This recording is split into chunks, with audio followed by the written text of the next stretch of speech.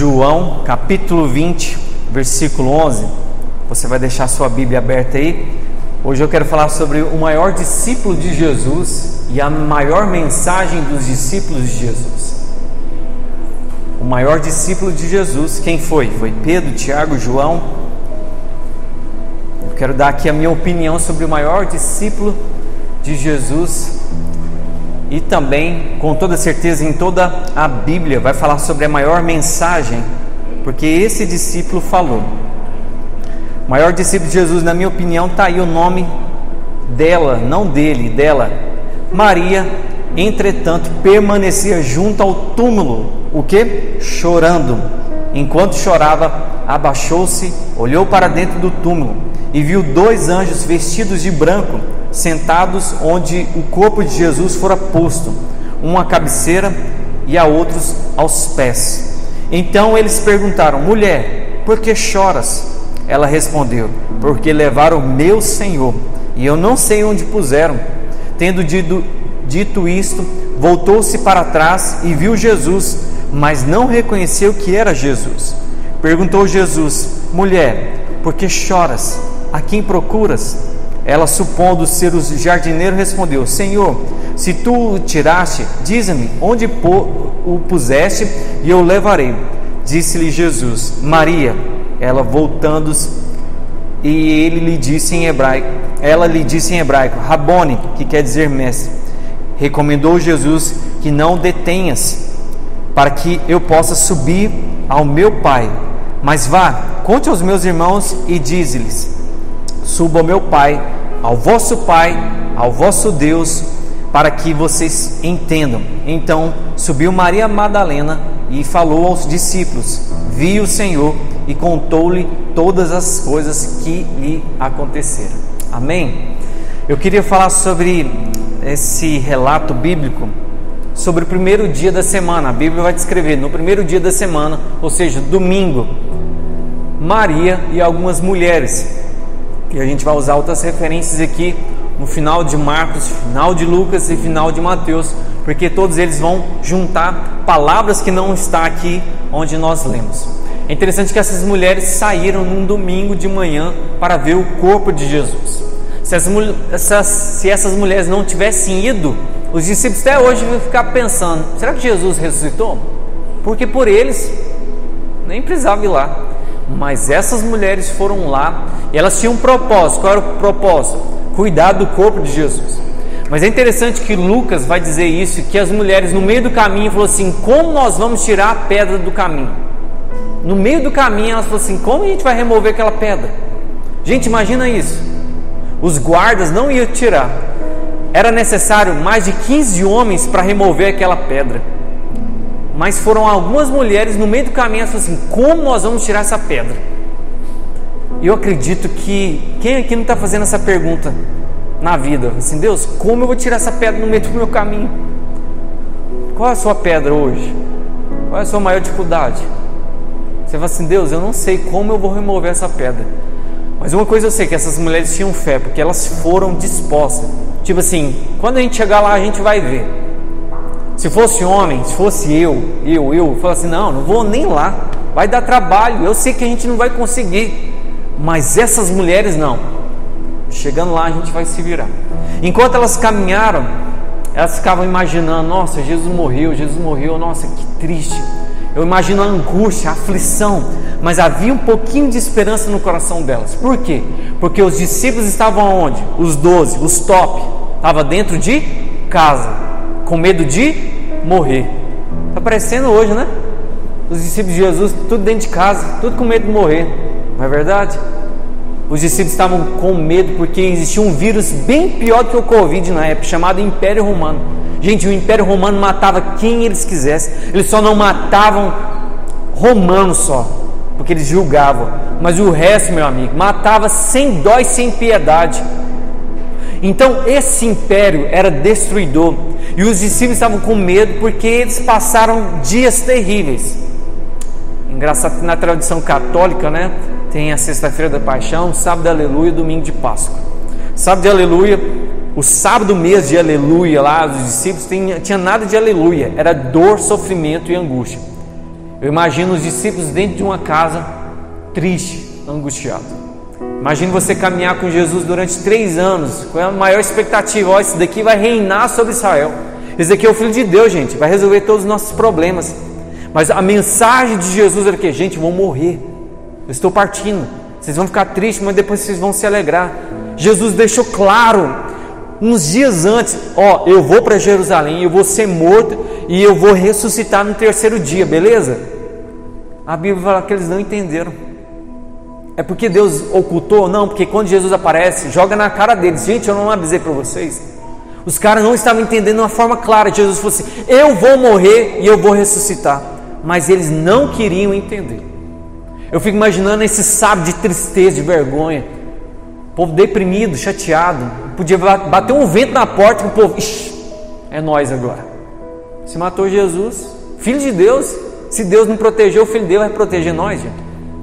Eu imagino as frustrações, as angústias. Eu imagino João falar assim: nossa, eu devia ter feito alguma coisa. Pedro nem estava lá no meio, porque quando o anjo fala assim: olha, avise aos discípulos e a Pedro, porque Pedro não estava lá no meio. Pedro talvez estava lá na sua casa. Fala assim: agora já era, fui cortado, acabou, não sou capitão mais desse time não, perdi. O sábado de aleluia deles foram de tristezas, vergonhas, angústias e aflições. Mas o domingo surgiu. E o domingo representa esperança. Gente, tem muitos crentes que só estão vivendo o sábado de aleluia, de tristeza e angústia. Qual é o dia que você está vivendo hoje? A sexta-feira de sofrimento? O sábado da frustração? Ou já raiou o domingo na sua vida? Que dia que você está vivendo hoje mesmo, espiritualmente? Eu estava entrando ali dentro, né? O pastor Marcos trouxe um medidor de termômetro. Enquanto nós estávamos louvando, eu vi o termômetro e eu falei assim: cara, se Deus pudesse me disse nossa temperatura espiritual, qual ia ser? Frio? Quente? Mais ou menos? Qual é? Eu já falei isso de novo, é chato, né? Mas vou falar de novo. A maior praga que nós estamos vivendo hoje na igreja é a frieza espiritual. Frieza espiritual. Gente, vai ser mais difícil ainda. A gente faz planos, mas Deus permite essas situações para dar uma peneirada. Gente, acredite, Deus está peneirando a igreja. Deus está trazendo essa dificuldade para mostrar para nós: olha, eu vou separar muita gente no meio de vocês. Então, é tempo de nós entrarmos no domingo, mês da Páscoa, o domingo de alegria, de esperança. E existem 3 tipos de discípulos aqui em toda a história. Primeiro tipo de discípulos, aqueles que são indiferentes. Se você ler depois João capítulo 20, você vai perceber que mesmo quando as mulheres foram lá e falaram assim: Jesus não está lá, a maioria deles continuaram em casa. No mínimo 8 ficou lá na casa deles. 8 ficou lá, ó. Ah, Jesus, ele não está lá não? Ah, tá, legal, bom saber a informação. Pessoas indiferentes sempre vão ser a maioria, gente. Sempre vão ser a maioria. Pessoas indiferentes a Cristo Jesus, que até são seguidores, mas quando você começa assim: gente, vamos sofrer por Jesus, está amarrado, está maluco. Gente, vamos reunir para orar. Não, para com isso. Pessoas indiferentes vai ser a maioria sempre. Segundo tipo de discípulos, aqueles de pequenas experiências. Se você ler um pouquinho antes, Pedro e João, quando ouviram das mulheres, eles saíram correndo. Assim: o quê? Vamos lá. A Bíblia vai descrever que o discípulo mais novo, que possivelmente é João, saiu correndo na frente de Pedro. Quando ele chegou lá, não viu nada. Ixi, que é isso? Depois chegou Pedro, olhou: nossa, Jesus não está aqui. É interessante que vai escrever que o lençol estava dobrado. Isso na cultura judaica significava quando a pessoa entrava numa casa e alimentava bem, ficava tão contente, ele dobrava o lençol com um sinônimo que: eu gostei muito, eu vou voltar aqui novamente. Quando ele encontra o lençol dobrado lá, eles entendem: ah, Jesus vai voltar aqui. Jesus vai voltar. Mas sabe o que eles fizeram? Voltaram para casa. Quem são o tipo de os segundos discípulos? São aqueles de pequenas experiências. Porque eles deveriam ficar lá e falar assim: peraí, Jesus ressuscitou, é mesmo? Ele falou esse negócio. Eles deveriam ter falado assim: peraí, gente, Jesus pode aparecer aqui, vamos procurar ele. Onde será? Sabe o que eles fizeram? Voltaram para casa. E a gente corre o grande risco de querer experiências com Jesus, mas parar nas pequenas experiências. Viram, evidenciaram pequenas coisas, mas pararam. São crentes hoje em dia que até estão orando mais, estão até lendo mais a Bíblia, estão mudando pensamento, consertando a vida, mas são pequenas coisinhas, sabe? Ó Jesus, essa pandemia foi boa, estou até orando mais. Ó Jesus, estou até parando de pecar mais. Pequenas experiências. Mas tem o terceiro grupo, e esse grupo foi inaugurado por essa mulher, Maria Madalena. Ela não é uma prostituta, como algumas pessoas acham que Maria Madalena é. Inclusive, alguns idiotas, né, eu acho que a expressão é bem essa, vão dizer que ela é casada com Jesus, né? Tem gente que gosta de falar isso, mas nada a ver. Era uma mulher na qual Jesus expulsou 7 espíritos malignos. Aí tem, nossa, 7 espíritos. Eu conheço crente que tem uns 20 demônios. 7 espíritos malignos. Jesus foi lá e libertou essa mulher. E ela se tornou uma grande discípula.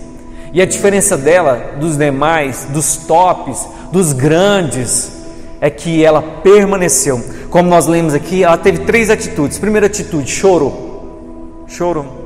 Sabe o que a gente mais precisa nesse tempo? É chorar. Sabia disso? Quem não chora está doente.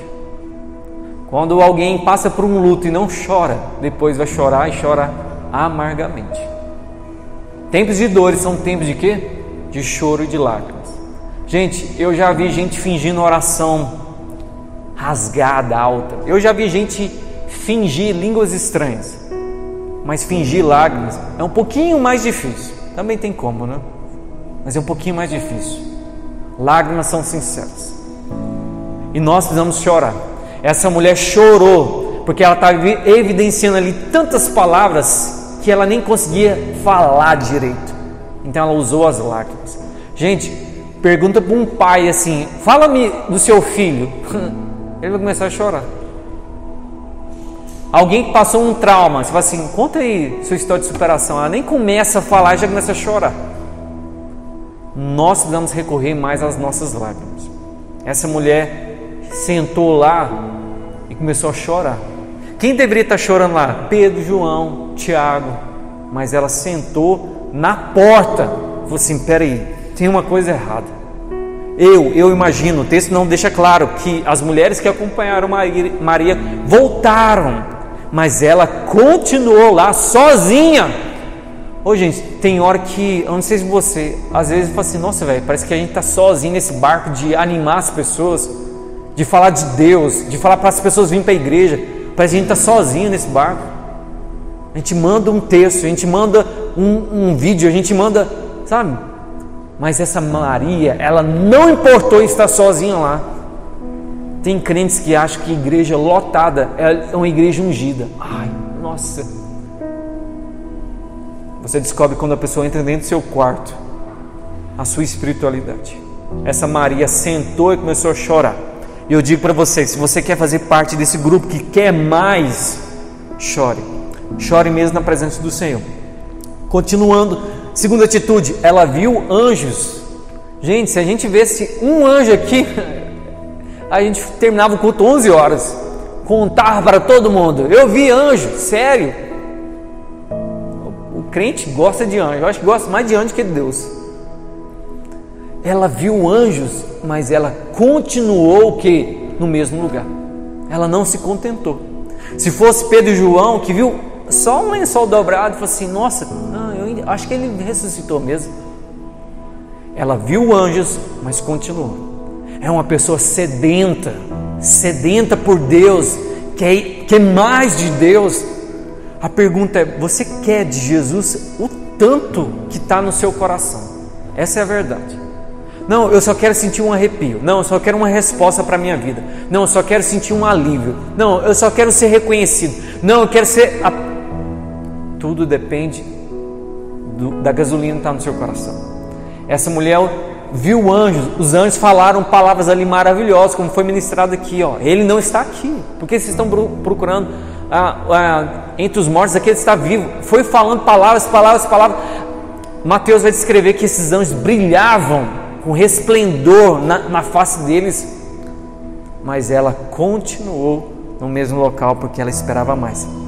Terceira coisa, aí gente, Jesus não resistiu. Jesus não resiste a uma pessoa que está ali querendo mais. Escreva isso no seu coração. Deus não resiste quem deseja mais da presença dele.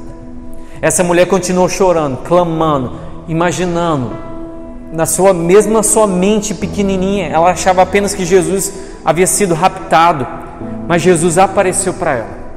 A primeira pessoa que Jesus se revelou não foi para um homem, foi para uma mulher.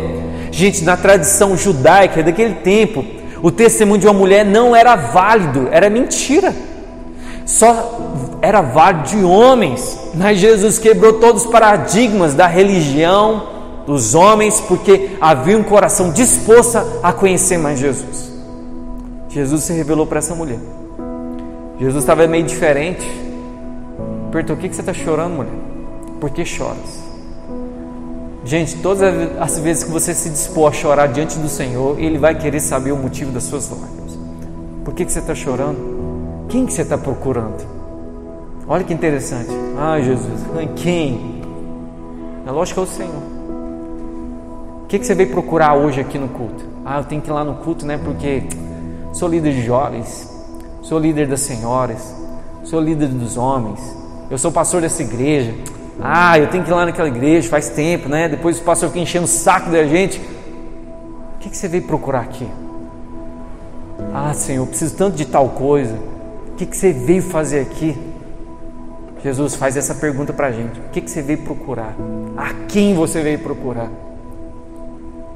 E Jesus continua conversando com essa mulher, e ela fala assim: se foi você que pegou o corpo de Jesus, fala para mim onde que o Senhor colocou, que eu vou lá buscar.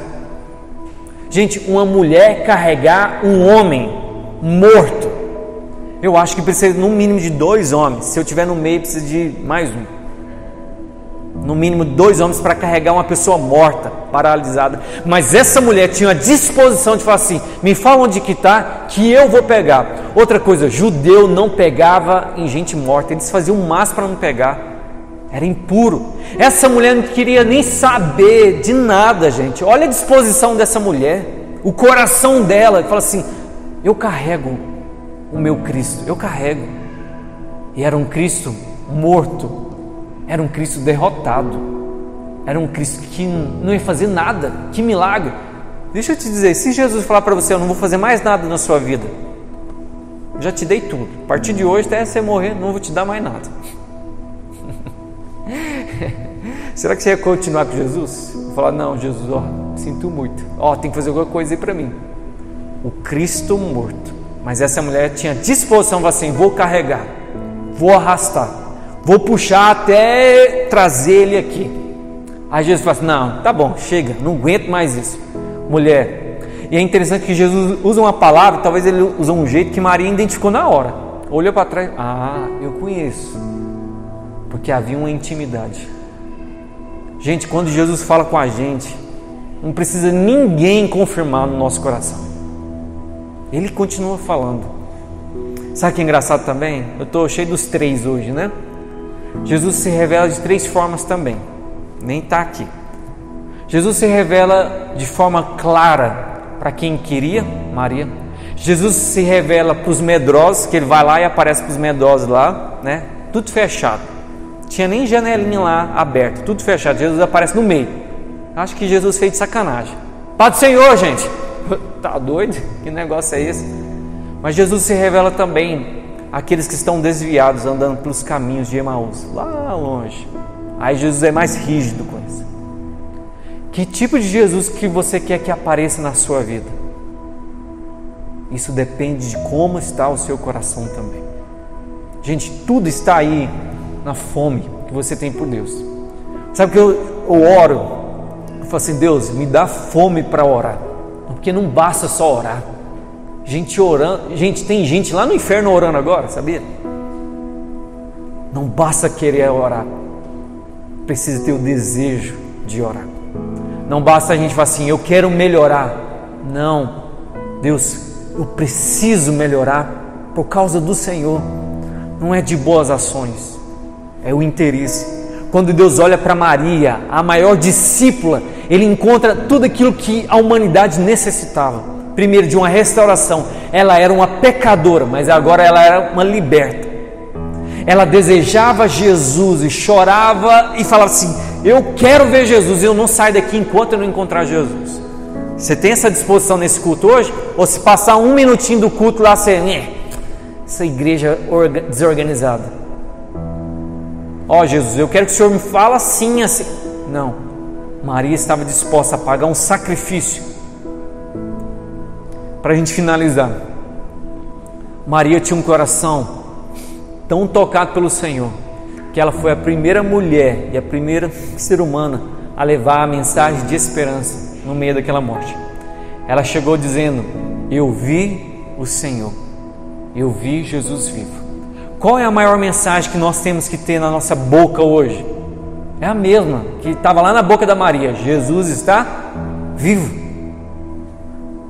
Nessa geração, nesse tempo que a gente está vivendo, de traumas, debilidades, medo, pandemia, qual é a sua resposta diante de todas essas situações?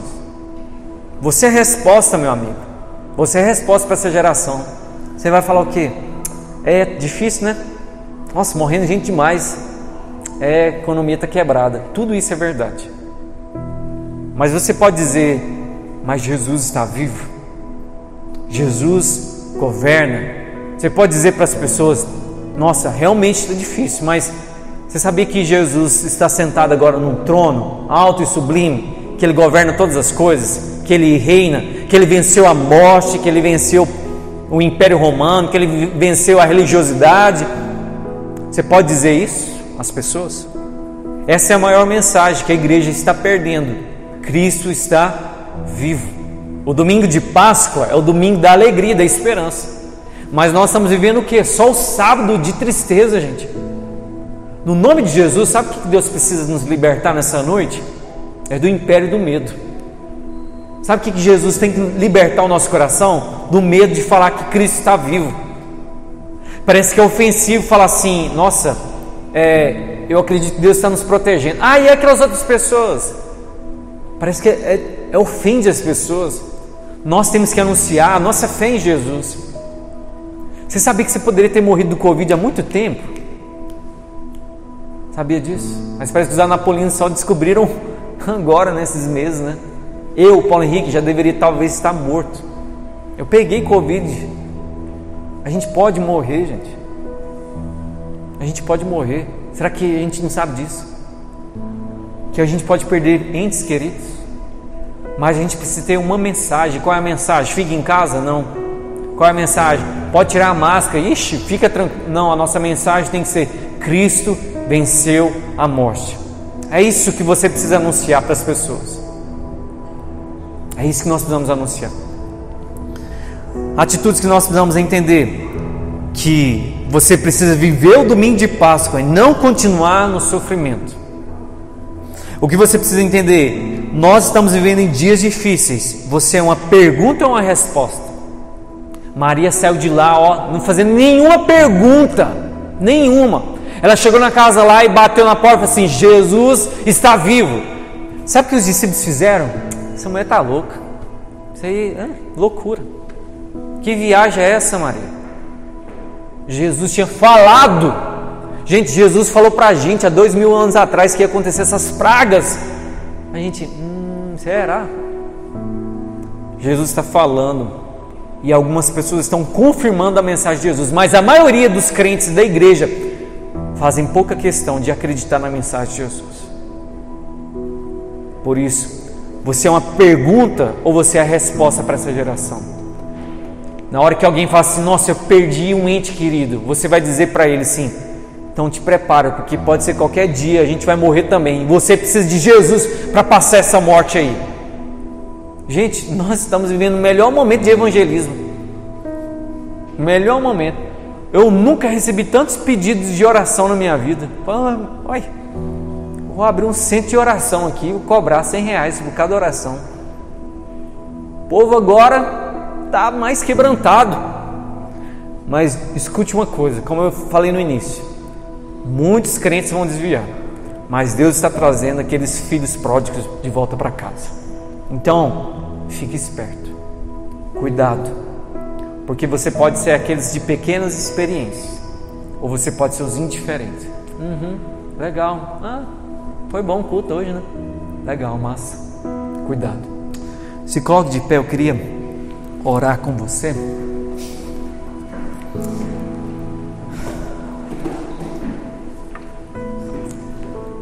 Seja sincero.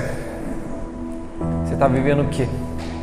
Sexta, sábado ou domingo? Que Jesus você está carregando aí no seu coração? O Jesus tem que ficar sofrendo, espancado, porque você não para de fazer as coisas erradas, vive nos pecados que destrói. Nós não estamos dizendo que a gente é imune ao pecado, que a gente não erra, mas tem gente que faz questão de ficar martirizando Jesus. Ou você está no sábado de tristeza, de frustração, fala: Jesus, o Senhor não está nem aí, o Senhor já morreu, o Senhor devia ter mudado a sorte da minha casa, o Senhor não muda a situação. Nossa, sabe, aquela frustração. Você sabia que a maioria dos discípulos estavam frustrados com Jesus, achando ruim. Jesus, que isso? Que negócio é esse? O Senhor morreu, pensei que ia governar aí com o Senhor, Ministério da Fazenda, planejamento, e agora o Senhor está morto. Eu fico imaginando as dúvidas, questionamentos daqueles homens lá. Mas essas mulheres acordaram um domingo cedinho, enquanto eu ia pensando: nossa, como nós vamos tirar a pedra? Eu não sei, vamos chegar lá e a gente vai dar um jeito. A Bíblia escreve que houve um terremoto e essa pedra saiu. Sabe esse problema que você está vivendo? Deus vai remover, simples, facinho. Mas entenda uma coisa: você precisa olhar para Cristo como Maria olhou, com disposição. Seja sincero, responda para você, mas seja sincero e responda. Faz quanto tempo você não chora por causa de Jesus? Há quanto tempo você não entra dentro de um quarto e fala assim: Jesus, preciso falar tanta coisa, mas eu não consigo. Há quanto tempo? Gente, nós somos seres humanos recheados de sentimentos. Não tente racionalizar a fé, porque ela também é sentida. E na hora que você sentir angústia, na hora que você sentir tristeza, preocupação e medo, chore. Chore mesmo. Mas chore por causa de Jesus. Ó, Jesus, queria tanto o Senhor aqui. Maria estava chorando porque ela queria ver Jesus. Ela queria ver Jesus. Enquanto ela chorava lá, Jesus não resistiu. Ele não resiste. Corações quebrantados, corações humildes, corações dispostos a pagar um sacrifício alto. Ore agora. Assim como Maria não estava vendo Jesus, talvez você não está vendo agora, aqui agora, mas Ele pode aparecer para você. Paulo Henrique, você é meninice, eu sei, é porque você é um discípulo indiferente. Fica aí na sua casa mesmo. Não, Paulo Henrique, só de eu sentir um pouquinho, tá bom. Não, a fé não é só sentir, mas é mudar. Maria foi transformada pelo Senhor e ela saiu. Ela entrou triste naquele túmulo, mas ela voltou transformada, anunciando a morte do Senhor e a ressurreição dele também. Deus quer nos capacitar para ser resposta para essa geração. Na hora que vier a falta de esperança, a falta de fé, nós vamos dizer: Jesus está vivo, Ele reina, Ele está com a gente. O Espírito de Deus manifesta sobre as nossas vidas o Cristo ressuscitado.